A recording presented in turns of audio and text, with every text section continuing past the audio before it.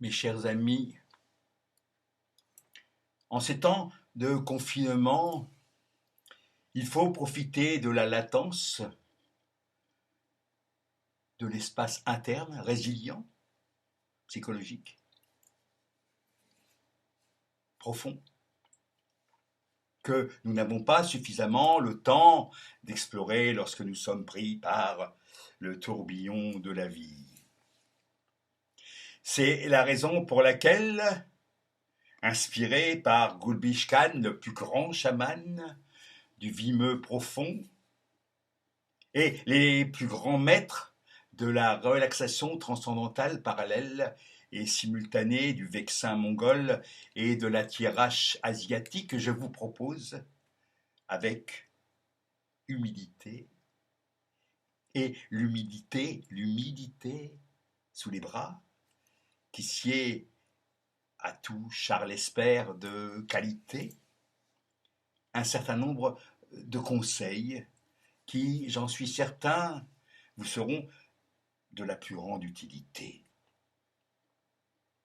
Vous n'ignorez pas que la bonne respiration, partant des muscles honteux du périnée jusqu'à la glande de Charcot située à la base du thymus occidental, il vous faut la stimuler à tout instant. Depuis le geste le plus banal qui consiste à se nettoyer les dents, la vaisselle, évidemment à base de cendres, de tilleul, jusqu'à la sortie des poubelles que vous aurez soin de faire en tenant le sac en expansion jusqu'à sur la pointe des pieds, en pensant, sans vous forcer, tranquillement, à un souvenir heureux de votre vie intra-utérine. Essayez, faites-le, essayez, voilà. Ainsi, vous irez chercher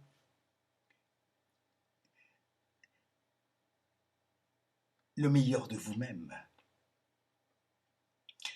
Je recommande en outre, ainsi que le fit en son temps, le Sar Rabindrabat Duval de Châteauroux, le fameux yoga de la narine en équilibre sur le tabouret de la cuisine, de façon à vous élever, à élever votre âme et à faire coïncider vos chakras avec ceux du grand lama, pas Serge l'autre, afin d'ouvrir toutes vos potentialités. N'hésitez pas à faire participer à tous les exercices vos enfants, quel que soit leur âge, et même votre fox terrier. On m'a signalé il y a peu par mail, on m'a posé la question par mail, maître, est-ce possible, est-ce valable avec un épagnol? Ce à quoi je n'ai pu répondre dans l'immédiat, puisque j'ai dû consulter par télépathie mon maître Zen Imushi Yakuza, qui m'a répondu en pleine extase: ça dépend, ça dépend. Pour ma part, je répondrai: tout dépend de l'épagnol breton ou picard. Je ne saurais trop vous conseiller de vérifier le pédigré de l'animal. Se lever le matin, boire son urine à jeun en avalant 3 pruneaux du même métal, se rincer la bouche avec l'eau des glaçons, faire brûler dans un encensoir de la chicorée, le roux de préférence, est une merveilleuse façon de commencer une journée pleine qui fera bleuir votre aura. Cela aura le don d'émerveiller vos enfants, votre grand-mère ou votre pédicure selon le cas. L'important, dans ces moments difficiles, c'est de conserver une sorte de sérénité, en tout cas d'aller la rechercher au plus profond de vous-même.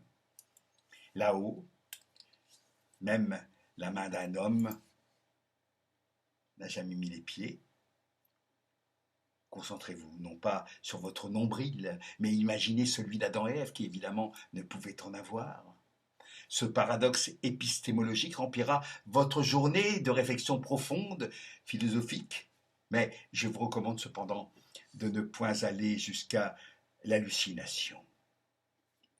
On l'aura compris, la sexualité est difficile à vivre lorsqu'on est confiné à 7 dans 30 mètres carrés. Locatif. Finalement, il vaut mieux que vous ayez un griffon vendéen plutôt qu'un épagnol breton, où il vaut mieux. L'épagnol picard, je n'en parle même pas.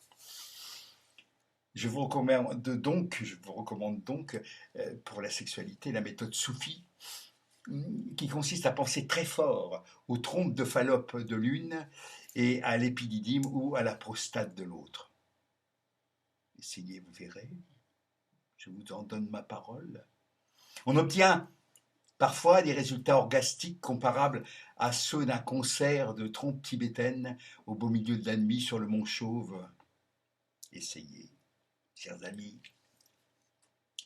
Mangez peu, dormez beaucoup, déféquez dans votre téléviseur, mettez quelques gouttes de javel dans votre château Margaux ou à défaut dans votre verre de villageoise et n'oubliez pas de vous laver les mains.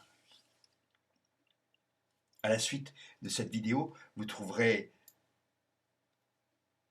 mon adresse afin de, lorsque nous serons sortis du confinement, de participer à certains symposiums, certains stages que j'organise de remise en forme et de remplissage de mon compte en banque par la même occasion. Enfin voilà, ce sera évidemment dans un endroit de rêve, je pense,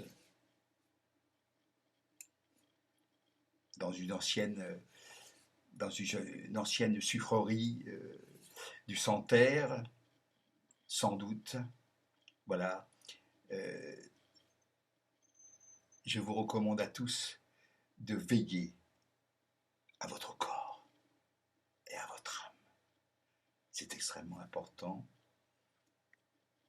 Allez en paix.